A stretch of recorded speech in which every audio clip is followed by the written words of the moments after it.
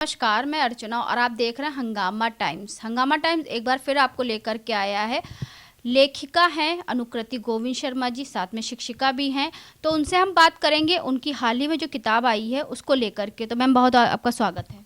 Thank you so much अर्चना जी। नमस्कार हंगामा times और हमारे सारे दर्शक, थैंक यू सो मच। तो मैम, न्यू ईयर कैसा रहा आपका पलटी? न्यू ईयर तो आप जानती ही हैं, सभी लोगों को पता है। न्यू ईयर के दिन मैं सेलिब्रेट तो कम अपना काम ज़्यादा कर रही थी, लेकिन वो शो इतना मज़ेदार था, इवेंट इतना अच्छा था कि एंकरिंग करते करते पता ही नहीं चला कि कब मेरी एंकरिंग ख़त्म हुई और मेरे खुद के सेलिब्रेशन स्टार्ट हो गए। मैंने उस एंकरिंग में एन्जॉय ज़्यादा किया। तो इतने बिजी शेड्यूल में आप कैसे टाइम निकाल लेती हैं लिखने का भी? लिखने का भी, पढ़ाने का भी, कॉलेज जाने का भी और एंकरिंग करने का भी और ट्रैवल करने का भी। तो सच पूछिए तो मुझे नहीं पता कि मैं इस प्रश्न का क्या उत्तर दूं। निशब्द। मेरे पास खुद उत्तर नहीं है। चलिए मैम, तो क्या लेकर जी। के आई हैं अपनी किताब तो में? अपने स्टूडेंट्स के लिए मैं एक खास पेशकश लेके आई हूँ, और ज़्यादा खुश ना हो जाएं मेरे स्टूडेंट्स कि मैं इस किताब में जो कुछ भी है सब आज बताने वाली हूँ। बस कुछ ऐसी इंपॉर्टेंट चीज़ें हैं जो मुझे लगता है कि किसी भी स्टूडेंट को किसी भी कार्य क्षेत्र में और किसी भी इंडस्ट्री में पता होना चाहिए जब वो अपने इंटरव्यूज़ की तैयारी कर रहे होते हैं। ये एक मेरा चैप्टर है जिसमें मैंने ख़ास तौर से स्टूडेंट्स को इस चीज़ के बारे में बताया है कि जब आप इंटरव्यू रूम में कदम रखते हैं तो ऐसे कौन से प्रथम 10 कौशल या गुण होते हैं जो वो आपके व्यक्तित्व में ढूंढ रहे होते हैं, और उनको आप कैसे विकसित कर सकते हैं अपने व्यक्तित्व में, ताकि आपका जो साक्षात्कार है वो बहुत ही पॉजिटिव नोट पे एंड हो और जो आपका पूरा व्यक्तित्व है बहुत ही पॉजिटिव उभर के एक इंटरव्यू में आए। तो सबसे पहले बच्चों के लिए ये समझना ज़रूरी है, जो कि आपके चैनल के माध्यम से मैं हमेशा बोलती भी हूँ, कि इंटरव्यू एक ज्ञान का परीक्षण नहीं है, ये आपके व्यक्तित्व का परीक्षण होता है। तो ज्ञान से ज़्यादा फोकस आपकी पर्सनालिटी पे है। It's a personality test. तो 3 C's के बारे में हमने अपनी किताब में मेंशन किया है। इंटरव्यूज 3 C's पर फोकस करते हैं। एक है आपकी कॉम्पिटेंस। कॉम्पिटेंस यानी कि आपके इंडस्ट्री स्पेसिफिक या सब्जेक्ट स्पेसिफिक कोर कॉम्पिटेंस, वो कौशल, वो कुशलताएं, वो गुण, वो प्रोफेशनल क्वालिटीज़ जिनसे आप क्वालिफाई होते हैं किसी भी जॉब के लिए। तो ये तो कॉम्पिटेंस हो गई। दूसरी चीज़ जो इंटरव्यूअर्स देखते हैं वो है कमिटमेंट। आपका सेंस ऑफ कमिटमेंट कैसा है, यानी कि जब आप किसी कंपनी को ज्वाइन करते हैं काम करने के लिए, तो जाहिर सी बात है, जैसे कि हाथ की सारी उंगलियां बराबर नहीं होती, वैसे सारे दिन एक जैसे नहीं होते। आप तो जानती हैं, इस फील्ड में आप खुद हैं। तो जब भी कंपनी में कोई चैलेंजिंग टाइम आता है, कोई टफ टाइम आता है, तो एम्प्लॉय का सेंस ऑफ कमिटमेंट कितना है। क्या वो पतली गली से दुम दबा के भाग जाएगा, या कंपनी के साथ रहेगा और सत्यनिष्ठा और ईमानदारी के साथ काम करेगा। ये कमिटमेंट वो होता है जिसको मैं अपनी खड़ी भाषा में बोलती हूँ, कमिटमेंट वाला एम्प्लॉय वो होता है जिसके पास एक बॉस अपना ब्लैंक चेक छोड़ के जा सकता है, जिस पर आप ट्रस्ट कर सकते हैं, आँख बंद भरोसा। करके विश्वास कर सकते हैं। जी। तो कमिटमेंट वाला गुण एक ऐसा गुण है जो इंटरव्यूअर्स कैंडिडेट्स में तलाशते हैं। Last but not the least, the third C is chemistry. जैसे कि आपको मैं इतने समय से जानती हूँ, हम लोगों के बीच में एक घनिष्ठ मित्रता हो गई है, उसको केमिस्ट्री बोलते हैं।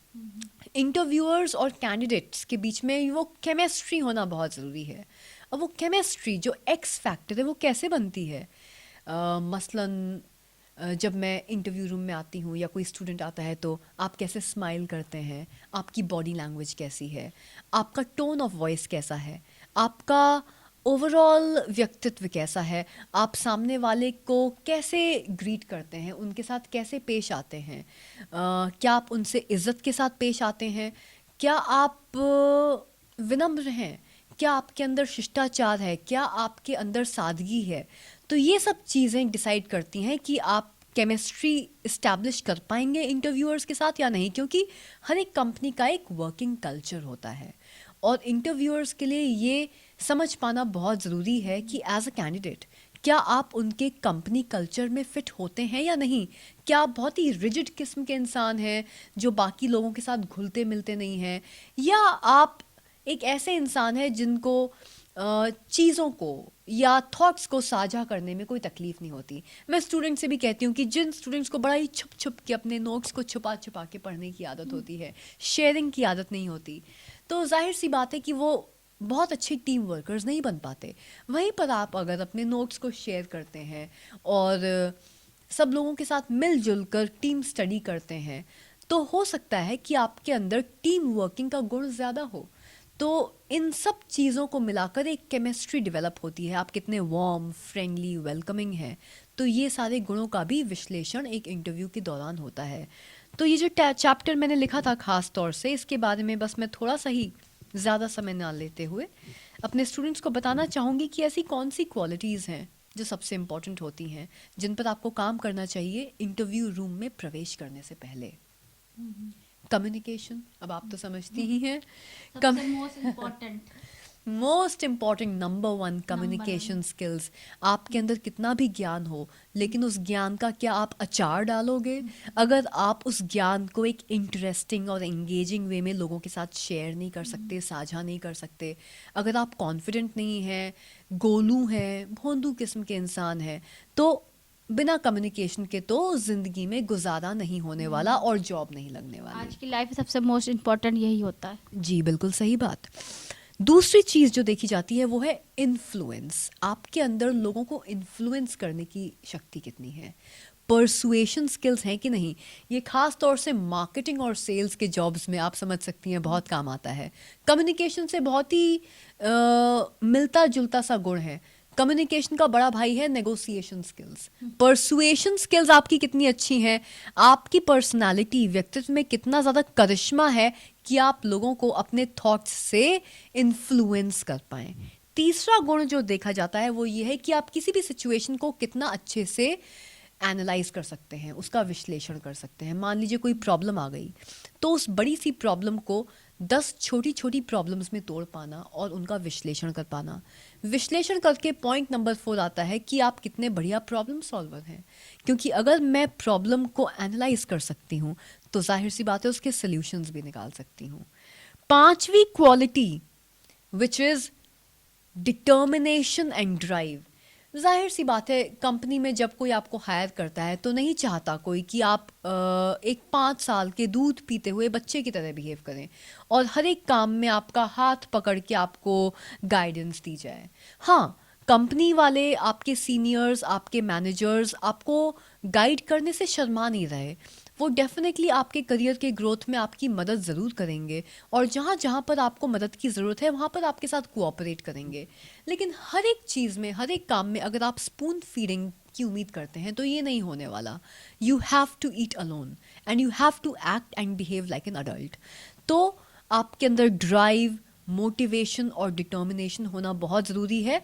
एक इनिशिएटिव लेने की हैबिट आप में होनी चाहिए। नेक्स्ट गुण जो देखा जाता है वो है टीम वर्किंग का। जैसे मैंने बताया, वो नोट्स छुपाने की आदत। तो आप लोगों के साथ कितना घुलते मिलते हैं, कितने वार्म हैं, कितने फ्रेंडली हैं, साझा करने की आपके अंदर कितनी आदत है। तो टीम वर्किंग बहुत इंपॉर्टेंट है। You have to be a very healthy team player. एक और क्वालिटी देखी जाती है, they check if you have the ability to develop quickly. देखिए, जॉब तो एक बात है, आपको कोई काम दे दिया, आपने जॉब कर दिया, लेकिन जॉब और करियर में ज़मीन आसमान का अंतर होता है। तो इंटरव्यूअर्स इंटरव्यू के दौरान ये चेक करते हैं कि क्या आपको सिर्फ एक जॉब चाहिए या आपको अपना करियर चाहिए। Are you looking for career progression and career growth over a span of 5 years और 10 years फॉर दैट मैटर। तो एक ऐसा कैंडिडेट जो अपनी स्किल्स को डेवलप करे, अपने स्किल्स पर, अपने कौशलों पर काम करके उनको विकसित करता रहे और समय के साथ साथ अपने करियर ग्राफ पे ध्यान दे कि वो प्रमोट हो रहा है कि नहीं, उसका सैलरी स्ट्रक्चर बढ़ रहा है कि नहीं। पैसा हो चाहे वो पद हो, लेकिन इन दोनों ही घटकों को अगर देखा जाए तो इन्हीं दोनों मायनों को अगर लेकर एक ग्राफ बनाया जाए तो समय के साथ साथ पैसे और पद दोनों में ही विकास होना, दोनों में प्रमोशन होना बहुत ज़रूरी है। तो अपने करियर पे काम करने वाले कैंडिडेट को ही जॉब मिलता है। ऐसे कैंडिडेट को जॉब नहीं मिलता जो सिर्फ 5 महीने के लिए या 6 महीने के लिए बस एक जॉब करने आया है थोड़े से पैसे कमाने के लिए। अपने करियर पे फोकस करिए। A candidate who can develop quickly and wants to grow in his or her career is the right choice for the interview board. अगली क्वालिटी, 3 क्वालिटीज़ हैं. तो the third most important quality is being flexible and adaptable. यही बात है. अब अगर आप team player हैं तो जाहिर सी बात है कि अगर आपके आसपास की सिचुएशन बदल रही है, तो आपके आसपास का वर्क कल्चर अगर बदल रहा है, चैलेंजेस बदल रहे हैं, तो उन सिचुएशंस के मुताबिक आप अपने व्यक्तित्व में कितनी अडेप्टेबिलिटी ला पाते हैं, आप कितने फ्लेक्सिबल हैं और सिचुएशन के मुताबिक अपने व्यक्तित्व को कितना ढाल पाते हैं. अगर आप में ये फ्लेक्सिबिलिटी है, then you are considered as the right choice for the job. तो फ्लेक्सिबल और अडेप्टेबल बनना बहुत ज़रूरी है. Planning and organisation, I think it's a no brainer. कोई भी काम अगर आपको दिया जाता है तो कंपनी और कंपनी वाले, सीईओ, हायरिंग मैनेजर्स यही चाहते हैं कि उनके सारे एम्प्लॉयज़ बड़े प्लान्ड और ऑर्गेनाइज्ड वे में किसी भी काम को अंजाम दे. जैसे आप खुद इतनी ऑर्गेनाइज्ड हैं अपने काम में. जब हम भी काम कर रहे थे, आपने मुझसे पूछा कि आप इतने सारे काम हैंडल कैसे कर पाती हैं एक साथ, टाइम मैनेजमेंट में कैसे कर पाती हूँ, वो प्लानिंग और ऑर्गेनाइजेशन से ही कर पाती हूँ. तो ये भी एक क्वालिटी है जो इंटरव्यू पैनल आप में तलाशता है. Last but not the least, being aware of the bigger picture. सिर्फ 5 महीने के जॉब पर ध्यान मत दीजिए, अपने पूरे करियर पे ध्यान दीजिए. आप जिस इंडस्ट्री में काम कर रहे हैं, जिस कार्य क्षेत्र से आप जुड़े हुए हैं, उस इंडस्ट्री में आपको ग्रो करना है, प्रोग्रेस करना है financially, in terms of the corporate hierarchy, in terms of your corporate ranks. आपको हर एक पैमाने पर ग्रो करना है, प्रोग्रेस करना है और बढ़ते चले जाना है. यानी कि जो कॉर्पोरेट लैडर है उसमें आपको one step at a time, step by step ऊपर बढ़ते चले जाना है. आपका प्रमोशन भी होना ज़रूरी है, पद भी बढ़ना ज़रूरी है, सैलरी अप्रेजल भी बहुत ज़रूरी है. जो रिस्पेक्ट आपने कमाई है, जो रेपुटेशन आप अपने लिए बना रहे हैं, उसमें भी और ज़्यादा विकास आना बहुत ज़रूरी है. तो being aware of the bigger picture कि आने वाले 5 साल में, 10 साल में आप अपने करियर का प्रोग्रेशन कैसा देखना चाहते हैं और उस प्रोग्रेशन के लिए क्या आप निरंतर काम करने के लिए तैयार हैं, क्या आपका ऐसा ओपन माइंडेड माइंडसेट है कि आप काम कर पाएँ, क्या आप कर्मठ हैं. आई होप आप कामचोर नहीं हैं और आप इतनी मेहनत परस्पर करें कि आप उस करियर प्रोग्रेशन को अचीव कर पाएँ. सो यही सारे वो 10 गुण हैं जो सबसे ज़्यादा इम्पॉर्टेंट होते हैं एक इंटरव्यू में, और इन गुणों पर आपको ज़रूर काम करना चाहिए ताकि ये गुण आपकी पर्सनालिटी में शामिल हो सके और आपके व्यक्तित्व में आप इनको इम्बाइब कर सकें.